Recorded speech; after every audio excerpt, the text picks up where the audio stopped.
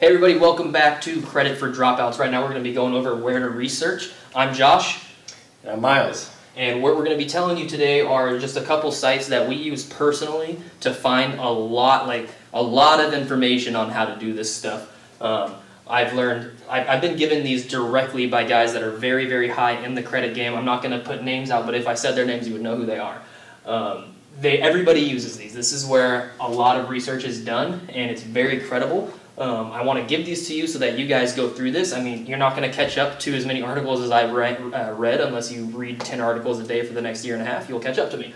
But there's lots and lots of incredible information here, and the more you look into it, the more you're going to learn. So the first one I want to show you guys is called doctorofcredit.com. This is my personal favorite one. I make sure I read at least one article per day of Doctor of Credit. If you can read more than that, great. The more the better. But Doctor of Credit is very, very good, unbiased, just raw, unfiltered information. It's just, here's the info, there it is, do what you want with it. And that's why I really, really, really enjoy Doctor of Credit.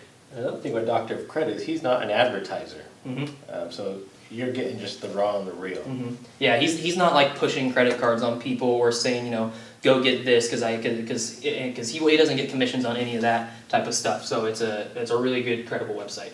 The next one is going to be uscreditcardguide.com. This site, I really, really like to do credit card research specifically.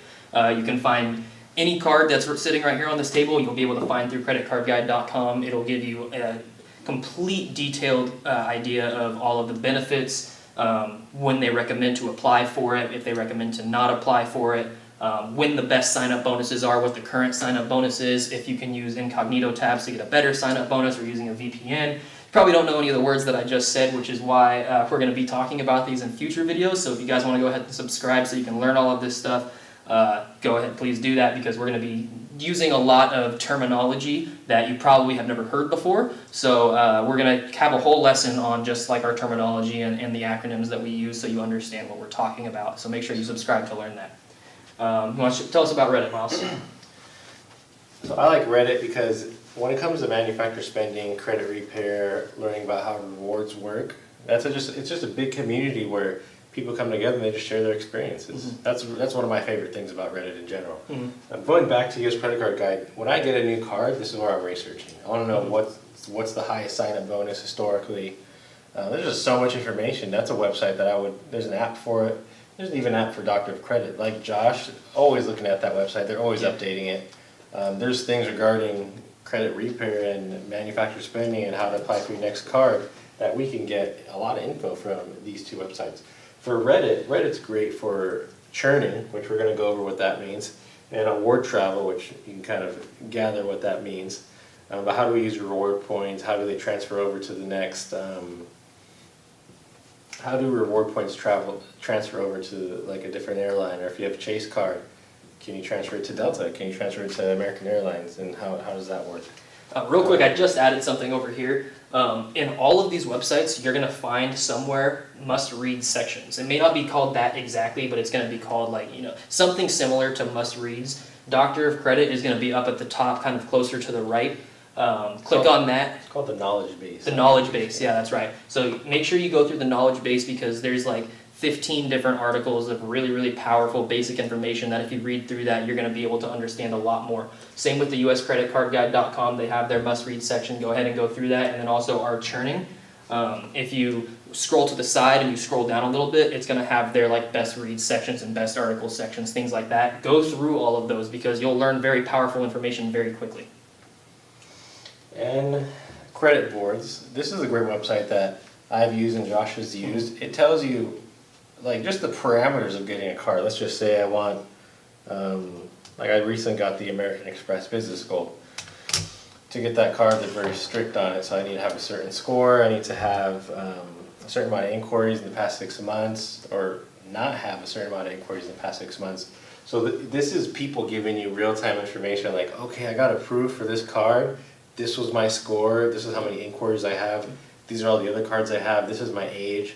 So it's just, if you're preparing to apply, you've done your research on US Credit Card Guide, okay, I really want this card, how can I prepare for it? Credit Boards is a great website to do that. Yeah, that's basically just, like he said, tells you everything you need to know. That way, the whole point, you really don't want to waste inquiries. You don't want to go apply for a bunch of cards if you're not at a spot where you're ready to apply for that card. So this gives you that ability to go look at it and say, okay, well, I'm at like a 680 right now. I'm so close. I feel like I could get that one of these new credit cards. Let me go look on credit boards real quick because I want to apply for the Citi Double Cash card. And you go on credit boards and then you start seeing that there's people that have been approved as low as 660, you know. Then that tells you, okay, you know, I might have a pretty good chance of getting approved for this card. If you go on there and the lowest that you can find is someone getting approved for, like, you know, they have a 700 credit score or 730 credit score, then that tells you probably shouldn't go apply for that credit card. I agree. Yeah. Any other research sites that you can think of right now, Miles?